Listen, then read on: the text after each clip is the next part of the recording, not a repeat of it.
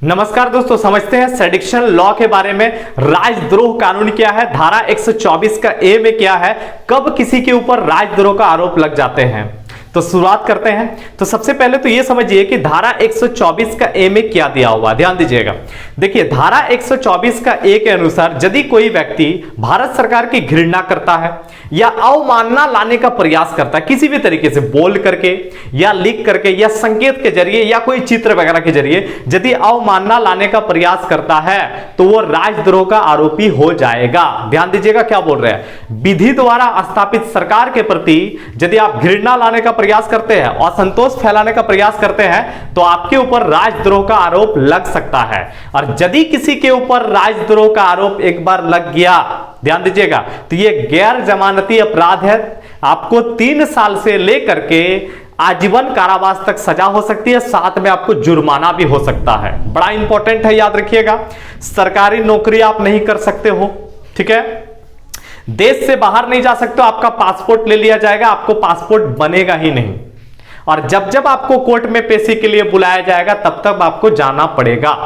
यह दिया हुआ आपका धारा 124 का ए में, ठीक है। यह है राजद्रोह की परिभाषा, सेडिक्शन लॉ की परिभाषा। हाल ही में नेशनल क्राइम रिकॉर्ड ब्यूरो के द्वारा एक डेटा प्रस्तुत किया गया, समझते हैं। ये जो डेटा हम आपको बता रहे हैं ना, इसमें दिया गया है कि 2015 में राजद्रोह से संबंधित टोटल 30 मामला सामने आया, 2016 में 35 मामला सामने आया, 2017 में 51, 2018 में 70 और 2019 में टोटल 93 मामला सामने आया। आप देखिए, ये जो तादाद है धीरे धीरे बढ़ता ही जा रहा है। आप देखिए 2015 से यदि आप देखिए तो 30 हो गया, 35 हो गया, 51 हो गया, 70 हो गया, फिर 93 हो गया।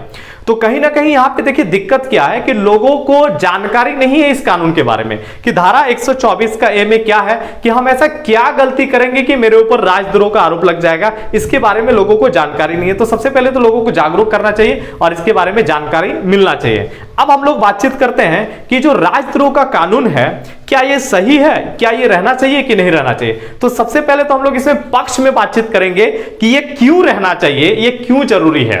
तो सबसे पहले पक्ष में बातचीत करते हैं, उसके बाद विपक्ष में भी बातचीत करेंगे। ध्यान दीजिएगा क्या बोल रहे हैं। देखिए, देश में नक्सलियों से निपटने के लिए, आतंकवादियों से निपटने के लिए राजद्रोह का कानून बहुत ज्यादा जरूरी है। क्योंकि नक्सली, आतंकवादी हमेशा, याद रखिएगा, या अलगाववादी, ये हमेशा विधि द्वारा स्थापित सरकार को उखाड़ने का बातचीत करते रहता है। तो विधि द्वारा स्थापित कोई सरकार है, जनता ने उसको चुना है। आप सरकार के खिलाफ ऐसा थोड़े कि कुछ भी आप बोल दोगे।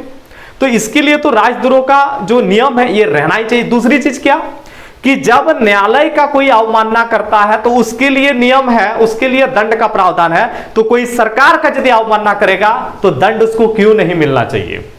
जनता जब किसी सरकार को चुन करके लाती है तो ऐसा नहीं कि आप कुछ भी सरकार के खिलाफ बोल दो, तो उसके लिए भी ये होना चाहिए, ठीक है। और साथ ही हम आपको बता रहे, ध्यान दीजिएगा, कि देश की अखंडता का कहीं ना कहीं ये रक्षा करता है। तो पक्ष में यदि बातचीत करते हैं तो याद रखिएगा, आतंकवादी, अलगाववादी, है ना, इन लोगों से निपटने के लिए राजद्रोह का कानून बहुत ज्यादा जरूरी है, ठीक है। अब देखिए, यदि आप विपक्ष में बातचीत करते हो इसका कि क्यों नहीं रहना चाहिए, ध्यान दीजिएगा, तो ये इसलिए नहीं रहना चाहिए क्योंकि अंग्रेज का बनाया हुआ ये कानून है, अंग्रेज के समय से चल रहा है। अभी अंग्रेज के समय से ये चल रहा है, अंग्रेजों ने तो इसको खत्म कर लिया, लेकिन हम लोग अभी इसको लेकर के चल रहे हैं। धारा 124 का ए में जो दिया हुआ है ये 1860, हमारा जो आईपीसी अभी चल रहा है ये 1860 का है, ठीक है, जो अभी भी आपका चल रहा है। अब अंग्रेज इसका इस्तेमाल करता था भारतीयों पर अत्याचार करने के लिए, राजद्रोह का जो इस्तेमाल करता था ना अत्याचार करने के लिए। आप लोगों को एक चीज पता होगा कि अंग्रेजों ने एक राजद्रोह अधिनियम लेकर के आया था 1911 में, ठीक है।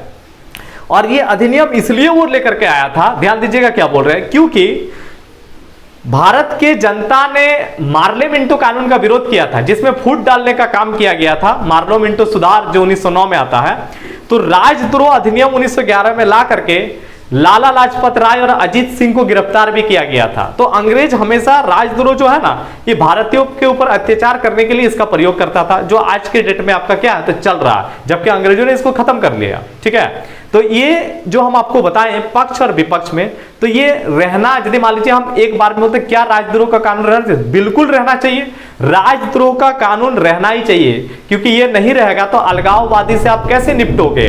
आतंकवादी, अलगाववादी, बहुत ऐसा स्टेट है जहां पर याद रखिएगा नक्सलियों का कब्जा है, माओवादियों का कब्जा, तो बात बात पे सरकार को उखाड़ फेंकने का बातचीत करते रहता है। तो इन लोगों से निपटने के लिए राजद्रोह का जो कानून है ये रहना बहुत जरूरी है। बाकी दोस्तों आप लोग इसके बारे में क्या सोचते हैं कमेंट करके जरूर बताइएगा, ठीक है। तो ये छोटा सा टॉपिक यदि आप लोगों को अच्छा लगा है तो वीडियो को लाइक शेयर वगैरह जरूर कर दीजिएगा, और यदि आप हमारे चैनल में नए हैं तो चैनल को सब्सक्राइब जरूर कर लीजिएगा।